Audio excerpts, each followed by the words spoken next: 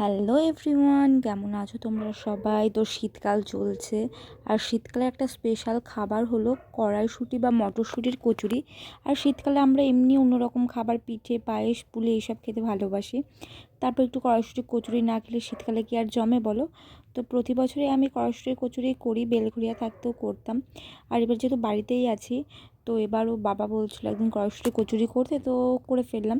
তো প্রতিবার কী করি জানো তো, আমি কড়াইশুঁটির কচুরিটা আসতো মানে কাঁচাই কড়াইশুঁটিটাকে আদা আর কাঁচা লঙ্কা দিয়ে করে নিই, পেস্ট করে নিই। কিন্তু এবার আমি মটরশুঁটিটাকে একটু সেদ্ধ করে নিয়ে ওটাকে একটু আদা কুচি আর কি বলে লঙ্কা দিয়ে আমি পেস্ট করে নিয়েছি। আর কড়াইশুঁটির সাথে সাথে শুধু শুধু খাওয়া চলে না, তার জন্য আলুর দমও করছি। আর আজকে নিরামিষ আলুর দম করছি না, পেঁয়াজ রসুন দিয়ে একটু ঝাল ঝাল করে আলুর দম করছি। তো আমার মধ্যে পেঁয়াজ রসুন টমেটো ওটাকে আমি পেস্ট করে নিয়েছি, কাঁচা লঙ্কা। তো দেখো আগে আলুর দমটাই বানিয়ে নিচ্ছি। তো পেঁয়াজ রসুন তারপরে কাঁচা লঙ্কা টমেটো ওটাকে পেস্ট করে আমি রেখে দিয়েছিলাম। আর আলুটাকে আমি হালকা সেদ্ধ করে নিয়েছি, সেদ্ধ করে নিয়ে সেদ্ধ করে না করে তোমরা একটু ভেজেও নিতে পারো। তো আমি ভাবলাম একটু সেদ্ধ করে নিই, তাড়াতাড়ি হয়ে যাবে। তো সেদ্ধ করে নিয়ে এবার তেলের মধ্যে একটু জিরে ফোড়ন দিয়েছি, আর গরম মশলা মানে গোটা গরম মশলা ফোড়ন দিয়ে তার মধ্যে আলুটাকে দিয়ে এবার একটু হালকা করে ভেজে ওর মধ্যে লঙ্কার গুঁড়ো, জিরের গুঁড়ো, ধনে গুঁড়ো দিয়ে ভালো করে একটু কষিয়ে নিয়েছি। কষিয়ে নেওয়ার পর যখনই দেখছি তেলটা একটু ছেড়ে ছেড়ে আসছে, তো হালকা একটু সামান্য সামান্য জল দিয়ে কষিয়েছি, তাহলে মশলা না ভালো মিক্স হয়। তো তারপরে আমি যে পেঁয়াজ রসুন আদার যে পেস্টটা ছিল, ওই পেস্টটাকে আমি ওটার মধ্যে দিয়েছি। এবার এই আদা রসুনের পেস্টটাকে আমি খুব ভালো করে কষিয়ে নিয়েছি, যাতে ওই পেঁয়াজের স্মেলটা তারপরে রসুনের গন্ধটা চলে যায়। তো ততক্ষণ ভালো করে কষিয়ে কষিয়ে নিয়েছি। যেহেতু মা, আমি আর বাবা ছিলাম, তো অল্প অল্প একটুই করেছিলাম, মানে আমাদের তিনজনের হিসেব মতো। আর ঝোল করিনি, একটু গ্রেভি গ্রেভি করেছিলাম। তো ওটাকে ভালো করে কষিয়ে সামান্য গরম জল দিয়ে দিয়েছিলাম। গরম জলটাকে দিয়ে ভালো করে টকবক করে ফুটিয়ে নিয়েছি। ফুটিয়ে নিয়ে যখনই দেখেছি এটা সেমি গ্রেভি হয়ে গেছে, পুরো ট্যালটেলে ঝোলও না, আবার একদম যে থকথকে গ্রেভি সেটাও না, যখন এটা সেমি গ্রেভি মতো হয়ে এসছে, তখনই ওটাকে আমি নামিয়ে নিয়েছি। আর মা ময়দাটা যেটা কড়াইশুঁটির জন্য যে ময়দাটা মাখার, সেটা মা আগেই গিয়ে মেখে রেখেছিলো। তো কড়াইশুঁটি বা মটরশুঁটি তো তোমরা কাঁচা বাড়িতে করেই দেখো, কিন্তু এবার তোমরা কী করতে পারো জানো তো, যদি কড়াইশুঁটি যখন কাঁচা করো তখন ওটা অনেকক্ষণ মানে ওই গন্ধটা যেতে, স্মেলটা যেতে অনেকক্ষণ সময় লাগে। যদি একটুখানি ভাপিয়ে বা সেদ্ধ করে নাও, তারপর যদি পেস্ট করো, ওটা তাড়াতাড়ি হয়ে যায়।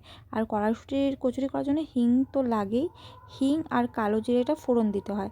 আর এবার আমি একটা এক্সট্রা মশলা করেছিলাম, যেটা কড়াইশুঁটিতে দিলে, আমিও ইউটিউব দেখেই দেখে শিখেছি, দিলে কড়াইশুঁটির টেস্টটা ভালো হয়। তো প্রথমে আমি ওই মশলাটাই আমি এবার আলুর দমেও দিয়েছিলাম, যার জন্য আলুর দমের টেস্টটা অন্যরকম হয়েছে।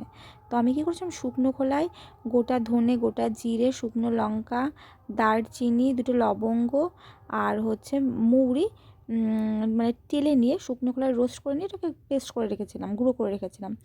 আর এই যে পুরটা বানানোর জন্য, কড়াইশুঁটির পুরটা বানানোর জন্য আমি কড়াইতে দিয়ে দিয়েছি সাদা তেল, কালো জিরে ফোড়ন, তার মধ্যে দিয়েছি হিং। হিংয়ের পর একটুখানি হিংটা ফুটে ফুটে এলে আমি দিয়ে দিয়েছি কড়াইশুঁটির যে পেস্টটা ছিল, মটরশুঁটির পেস্টটা, ওটাকে দিয়েছি। ওটাকে ভালো করে নেড়ে চেড়ে আমি শুকনো শুকনো করে নিয়েছি। শুকনো শুকনো করার পরে আমি ওর মধ্যে দিয়ে দিয়েছিলাম ওই যে স্পেশাল মশলাটা করে রেখেছিলাম। ওটা আমি বেশ অনেকটাই করে রেখেছি, যাতে এই শীতের তো আবার খাবো, তার জন্য ওটাকে আমি আর কি কন্টেনারে রেখে দিয়েছি, যে যখন আবার করবো তখন দেবো। ওটা আলুর দমেও তোমরা দিতে পারো, কোনো নিরামিষ রেসিপিতেও দিতে পারো, আবার কড়াইশুঁটি কচুতে দেবে, দেখবে টেস্টটা একটু অন্যরকম হয়। কারণ এর আগেও তো আমি কড়াইশুঁটি করেছি, তো ওইভাবে এই যে মশলাটা এটা দিইনি, একটু চিনি দিয়েছি এর মধ্যে, একটু লবণ দিয়েছি। আর তোমরা শুকনো লঙ্কার গুঁড়ো দিতেও পারো, আর যদি শুকনো লঙ্কার মধ্যে পেস্ট করে দাও, গুঁড়ো করে দাও, তো তার দেওয়ার কোনো প্রয়োজন নেই। আর এর আগে যতবার করেছি ততবার কিন্তু আমি মশলাটা দিইনি, তো এই মশলার জন্য পুরটা খেতে বেশি টেস্ট হয়েছিল।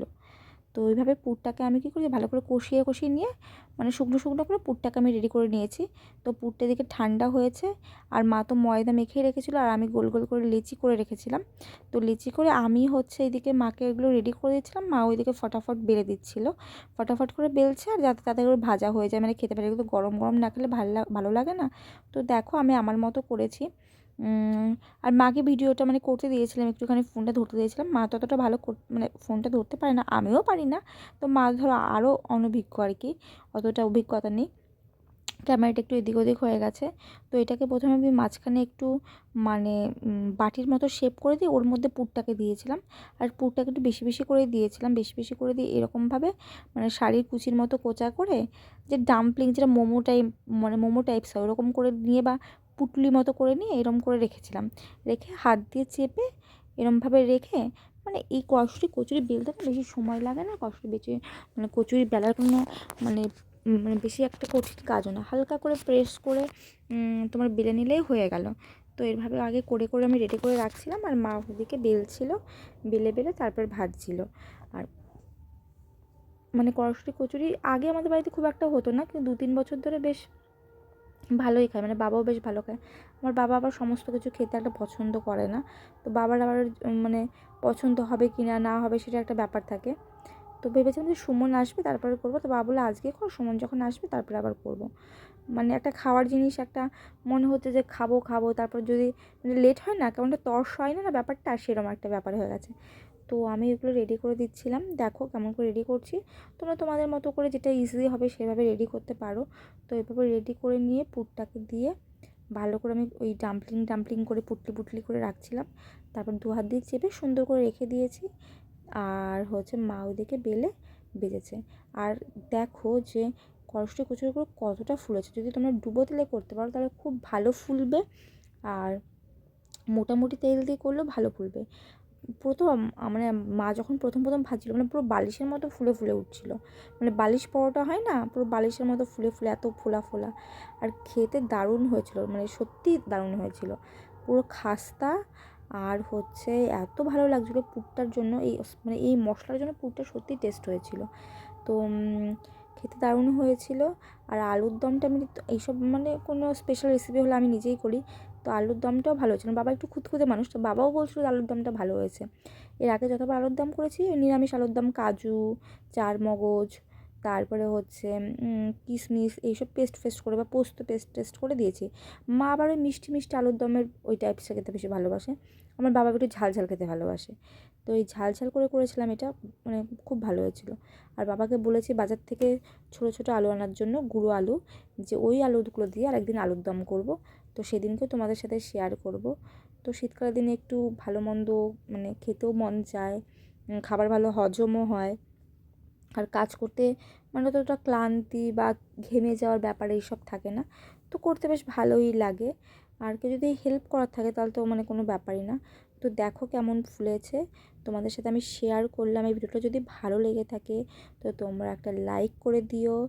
আর আমার চ্যানেলে যদি তোমাদের পছন্দ মতো কন্টেন্ট তোমরা মানে পেতে চাও, বা কন্টেন্ট যদি তোমাদের চাও ভালো লাগে, তো একটা সাবস্ক্রাইব করতেও ভুলো না চ্যানেলটিকে।